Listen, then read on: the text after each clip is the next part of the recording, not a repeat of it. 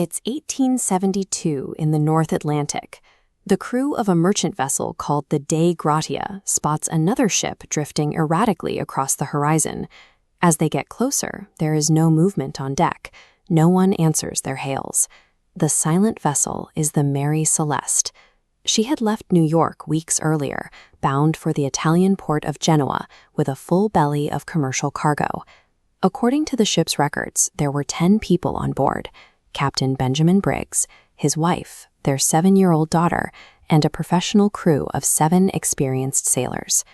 Stepping onto the deck, the boarding party finds a workspace where the workers have simply vanished. Every tool and rope remains in place, yet the ship is entirely devoid of people. Below deck, the ship isn't taking on water. The hull is sound, the sails are properly set, and there's no major structural damage. The Mary Celeste is completely seaworthy. Even stranger, the galley is fully stocked with 6 months' worth of food and fresh water. The sailors' personal belongings, down to their winter gear and smoking pipes, are sitting exactly where they left them. Yet, amidst all this perfectly intact equipment, one crucial piece of hardware is missing: the single lifeboat. The ship's log provides a final record of the voyage. The entries track mundane weather conditions up until November 25th, where the writing simply stops.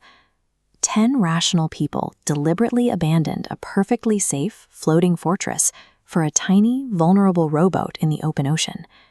To understand why they left, investigators had to strip away the folklore. You can immediately rule out the popular ghost stories, sea monsters, and Bermuda Triangle myths, which don't even match the ship's actual coordinates. Piracy is easily eliminated.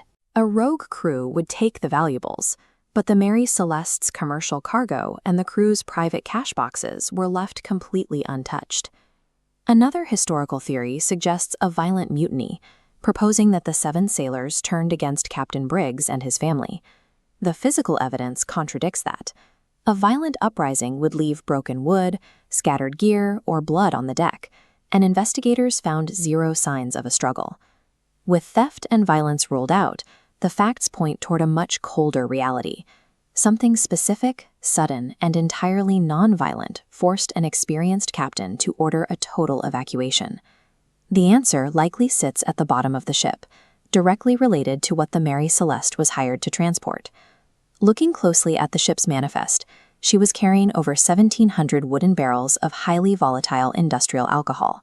If barrels leaked in rough seas, invisible, highly flammable fumes would fill the enclosed hold, creeping into the living quarters.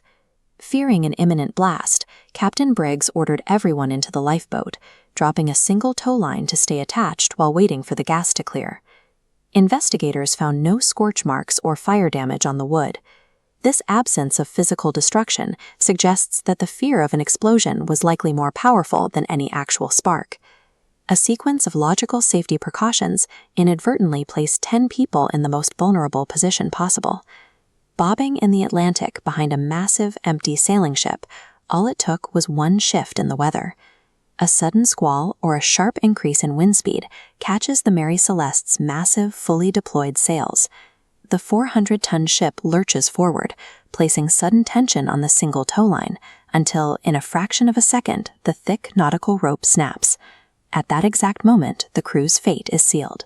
They sit stranded in a tiny rowboat, helpless to do anything but watch as their safe, fully stocked ship sails away from them under its own power. From that day in 1872 onward, neither the 10 passengers nor a single splinter of their lifeboat was ever seen again. The Mary Celeste endures as the ultimate maritime legend precisely because it survived intact. It presents a haunting snapshot of absolute human absence. The tragedy is the grim result of a momentary failure in risk assessment, proving that the open ocean is entirely unforgiving of a single fear-driven mistake.